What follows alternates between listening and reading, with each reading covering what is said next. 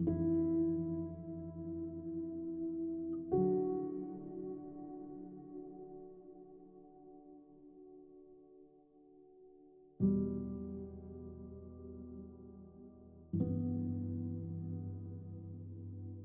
morning we're going to look at something else because we've been in this series about breathing room, and breathing room is this bandwidth in life to handle what happens. How do we handle what happens? Because there's a pace and a space to life where things are coming at us fast. We need this breathing room. How do we handle what happens? Because we leave room for God to work.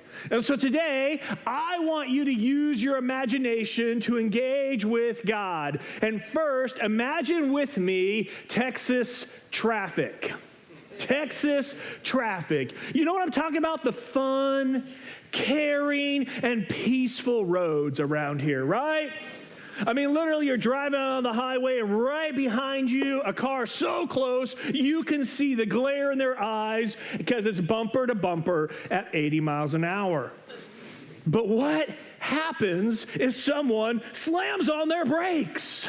You got new backseat passengers, don't you? Because there is no margin for error. There's no room to respond, to try and react. All there is the crash. And my friends, if we are not careful, that is how we live.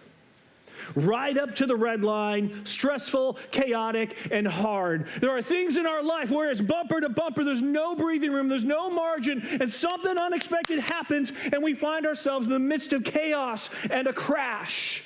And so what does God want to say? How would God want to live, breathe, create breathing room into our lives? Because today we are going to talk about one of the biggest areas this happens with. You know what it is? Money. Our pulse quickens. Our heart beats faster. These thoughts of, feelings of security, fear, fun, jealousy, enslavement, money we look to bring happiness, and it brings dread, sleepless nights, and spending spree. And then we hear the word in church, it gets a little uncomfortable. Oops, should have skipped today, right? And I understand. We can talk about money with our friends, talk about it at work, at the ball game. It's not really a big deal. But in church, it just doesn't seem to be that easy. By the way, if you're new, I've been here a year. This is the very first message on money, but I do think it's really important we talk about it because I have felt that way too. What is happening? What is going on? God, what do you have to say? Because in my life, in my past, I have had wealthy families threaten to leave if I didn't do it their way. Too often, money making spiritual decisions in the church. We can feel like the pastor or the church is a high-pressure salesman.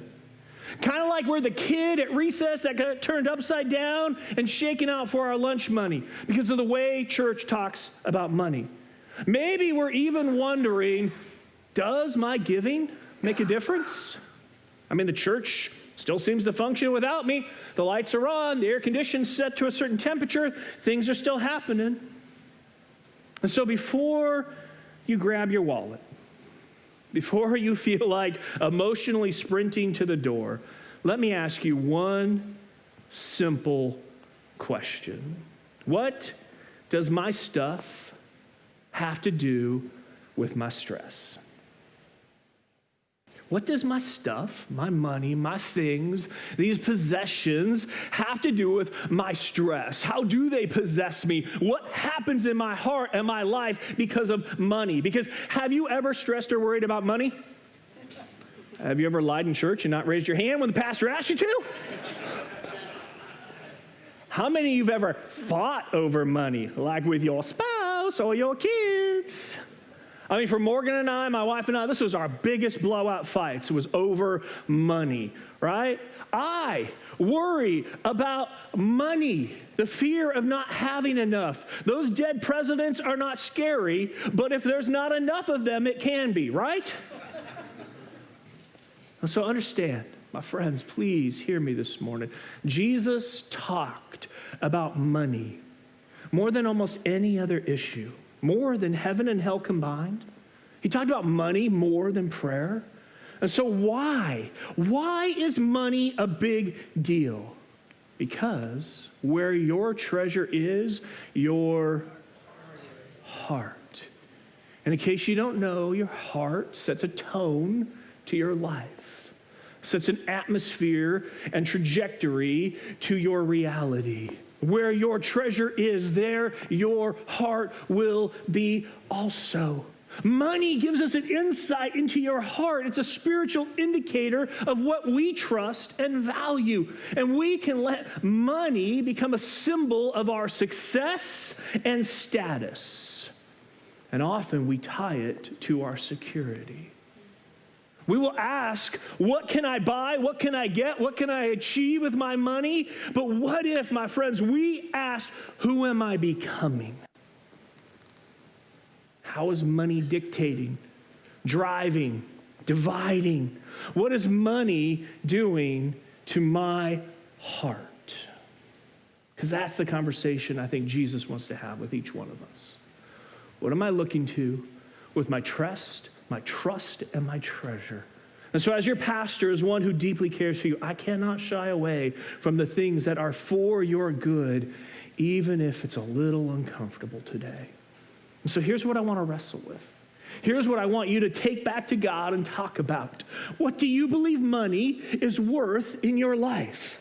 What do you believe money is worth in your life? How is it affecting you, driving you, and dictating your pace? Is it possible that there is some stuff and stress keeping you from what God has for you, from his best?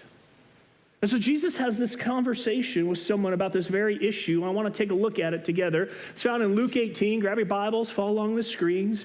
Starting in 18, Luke 18:18, it says this, a familiar story. A certain ruler asked him, he's talking to Jesus, and he says, hey, good teacher, what must I do to inherit eternal life? And if you're new to this church thing, you may be asking that very question. What is the point? Who's Jesus? Why does he matter? Why are we doing this church thing? And man, that's awesome. I'm so glad you're here and asking that question, because this guy is asking the same thing. The story tells us that he is rich, young, popular, and powerful. And that he supposedly has it all together. That we are supposed to go, I wish I was him. He won the lottery of life, and I wish I could be in his shoes. And yet there's something missing in his life. And so he comes to this teacher. Hey, Jesus, tell me something I feel like I'm missing. And Jesus' response is, you know the commandments. You shall not commit adultery. You shall not murder. You shall not steal. You shall not give false testimony. Honor your father and mother. And his response is, all these things I have kept since I was a boy. So what's happening here? Is Jesus just kind of going, hey, you got money, but you're missing religion. Let's get you a little religious and everything will be good. No, he's giving him a heart test. A heart test. He's making the connection. What really matters to you? And he responds with the good boy answer, the external answer, maybe the answer that you've given before. I do more good than bad. The scale should be tipped in my favor. And just in case I want to add a little Jesus to my portfolio, just in case I missed it, I better add a little Jesus into my portfolio so things are good when I take my final breath. And man, I love this. I love Jesus' response. Verse 21. Looking at the man, Jesus felt genuine love for him. Engages with him, wants him to see eternal reality. There is still one thing you haven't done. He told him, go and sell your possessions and give the money to poor, and you will have what?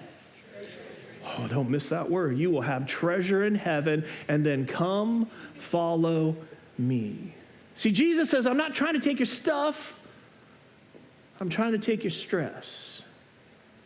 And I want you to see what you live for and how that impacts your life. how it affects our heart. Because a lot of your stress is connected to how you view your stuff, to what your heart mistakes for treasure. And so would you just put yourself in his shoes? Into this encounter, Jesus just spoke those words to you with love and urgency.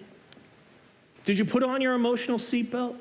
Maybe grab your wallet again because you saw the phrase, sell everything. For $19.99, you too can have heaven. We have the offering box in back, right? What I want you to see is the invitation, the promise that you and I would not miss the incredible truth that Jesus invited this guy to follow him, to a life-changing trajectory, to experience the giver of life, not just something to get out of life. And hear me, he wasn't invited because he was wealthy or because he sold everything to the poor. He was invited to decide who or what he really wanted to follow. And it's the same for you and I.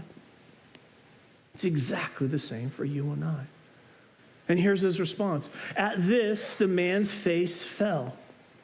He went away sad, for he had many possessions.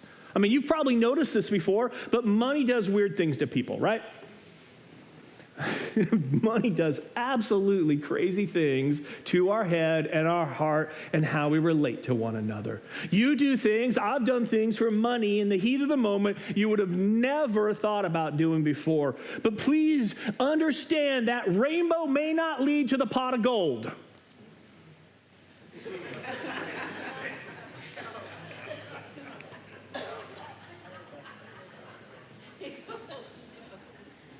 I cannot tell you how many times I've chased that rainbow right to that non-pot of gold.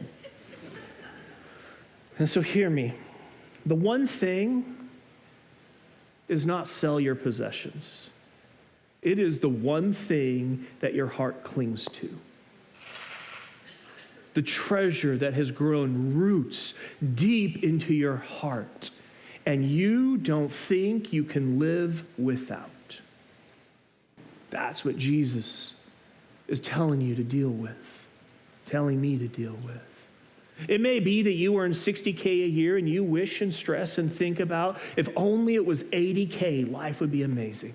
It may be that you make over $100K and you look at someone who drives a little better, lives a little bigger, and makes a little bit more, and you feel like, oh, if I was only them. And it doesn't matter if you have a lot or a little, the heart is still the same. That's what Jesus is addressing. So here's the lie our culture embraces. It's what you and I have to wrestle with. The difference between your standard of living and quality of life. Don't miss this. The difference between your standard of living and quality of life. And we are constantly told that these are the same thing, and it is not true. We are constantly told these are the same thing, and my friends, it is not true. We are bombarded by messages every day that if I raise my standard of living, the ability to buy more, I can then live more. If I raise my standard of living, I have more, I can buy more, I can live more, I can drive better, eat better, girlfriend better, dress better, and live better. If I make more money, I will be more happy. And isn't it true? Some of you in this room today have a higher standard of living than you've ever had before. But you are more stressed, more busy. The quality of life you hope for is not there. I get it. We live with tremendous cultural pressure that says, gotta have to be happy, that you deserve, you need that, you're entitled to, that he who has the most toys is the most important, that more money brings more peace. But it's a lie. How do I know it's a lie? Because it's a stress-inducing, heart-hijacking, fight-creating false god. Our world says throw enough stuff at it and it will get better. entertainment, beer, vacation, raise, clothes, toys, retirement. But honestly, you need more money like I need Donald Trump's toupee. It ain't going to satisfy. My friends, I just don't want to see you broke. I just don't want to see you broke. And by broke, I don't mean lack of money. I mean soul bent, stress filled, gotta have broke, heart broke.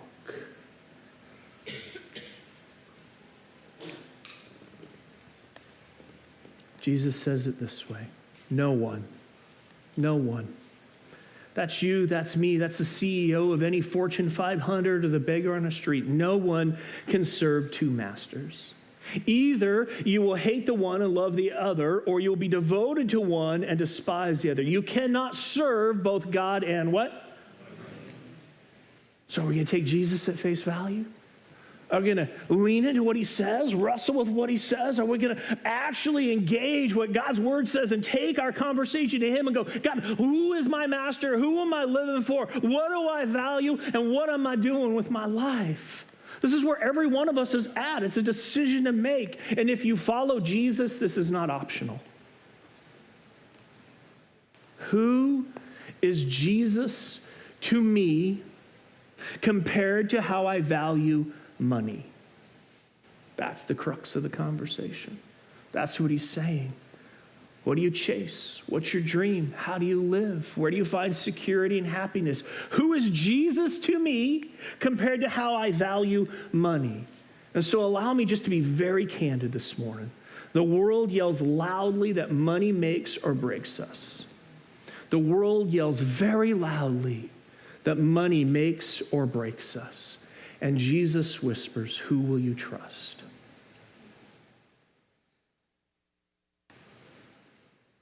And it isn't what we say. It isn't the church answer. It isn't the religious answer. It's how we live, how we spend our life that truly answers that question. Because if you hear nothing else this morning, it's this: money will either be your God or you can use it to worship God, but not both. Money will either be your God or you can use it to worship your God, but not both. See, every one of us lives on a percentage of income. You got to decide ahead of time what that percentage will be. Because if you don't pick a percentage, culture will choose it for you. I guarantee you, culture will help you live right at that red line, every last dime, every last dollar spent. If you do not choose a percentage that you will live on ahead of time, culture will choose it for you. Amazon will choose it for you. The car dealership will choose it for you. The new, better, shinier will choose that percentage for you. And tomorrow you will sing, I owe, it's off to work I go. And so what if we created breathing room with a financial plan? Because you plan on letting God lead your finances. Did you hear me? What if we created breathing room in our financial plan because you plan on letting God lead your finances, your heart? That margin allows you to respond as God moves instead of as financial stress dictates. And so I want you to check out the quality, the way God defines the quality of life. It's in 1 Timothy 6. It says this: command those who are rich in this present world. So let's ask the question, who is that? You know who that is? If you make more than $30,000 a year, you are in the top 20% of income in this planet. Even though our recent poll said 98% of us don't think we're rich. So command those who are rich in this present world not to be arrogant, nor to put their what? Hope in wealth, which is so. Those of you who maybe you have your retirement or maybe you have a stock portfolio, it's worse than a freaking roller coaster, right? Have you watched the last few years? And if your emotions are like, oh, it crashed, oh, it rised, oh, it crashed. You put your hope in wealth, which is so uncertain. But what if you put your hope in God, who richly provides us with everything for our enjoyment? Now notice, how does God provide? It's right there in the text. You can say it a little louder. He provides richly. Is it bad to enjoy your stuff? No, this isn't a trick question. This is not the prosperity gospel or the poverty gospel. This is the Jesus gospel. God provides richly. It's not bad to enjoy your stuff. I think we miss this incredible truth. There's nothing wrong with enjoying the good things that God has given you. And so as you worship, I don't just mean Sunday singing, as you worship, say, wow, God, thank you for this vacation. This car, this bill that was paid, this house, this raise, the things that you enjoy, give him thanks. And again, I say worship because that's how we live. Seeking to live for what is worth it, worship. And worship realizes that God has been generous to me.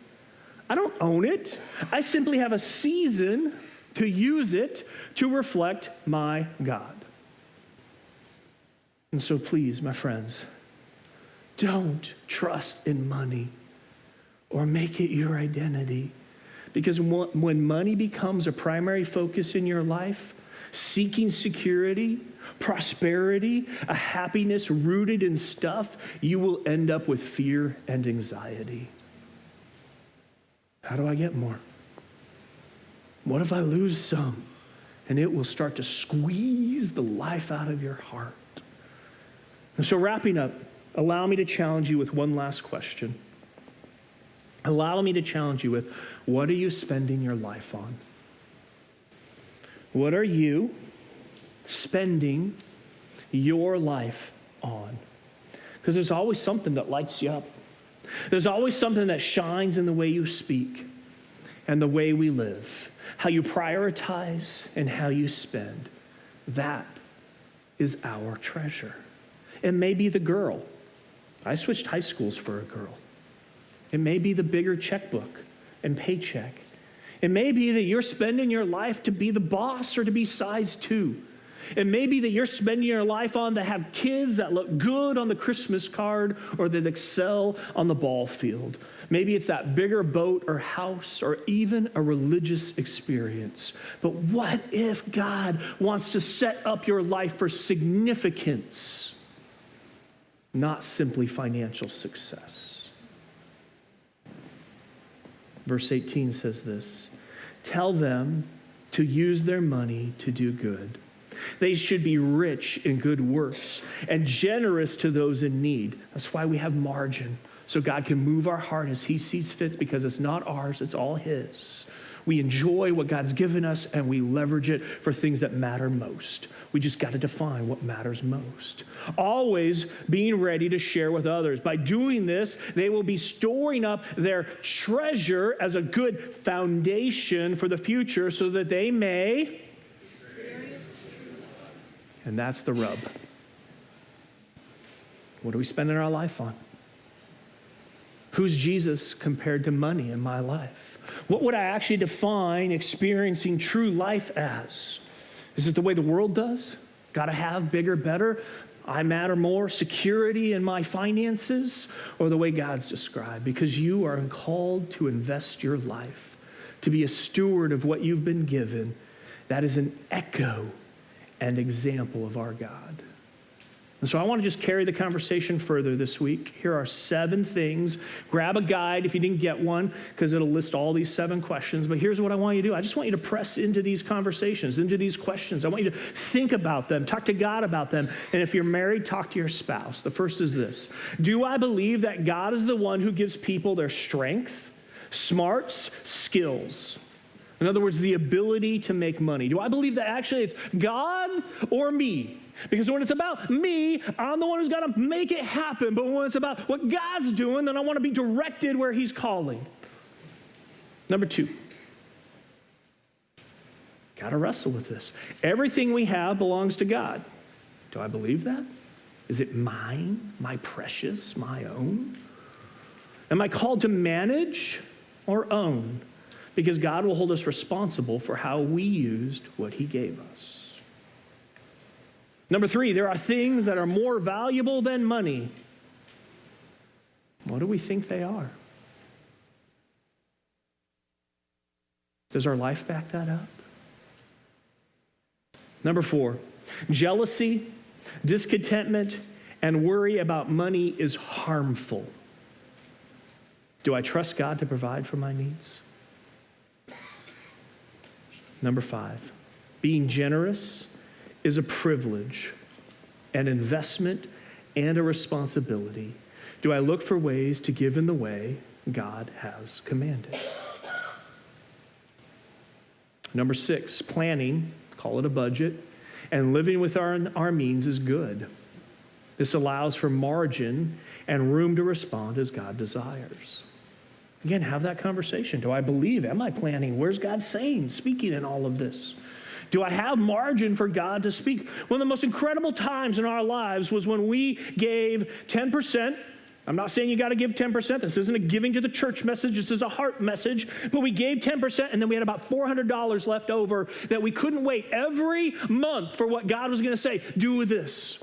It was an incredible joy because it wasn't something that owned us or possessed us, and it was what God wanted to do. We planned, we budgeted, we saved, and we sent, and God did incredible things with it. And finally, number 7, can we talk about money? If you're married, can you talk about money? In your small group, with your friends, can you talk about money? With God, can you talk about money? And do you listen to the concerns and pray together and agree about money?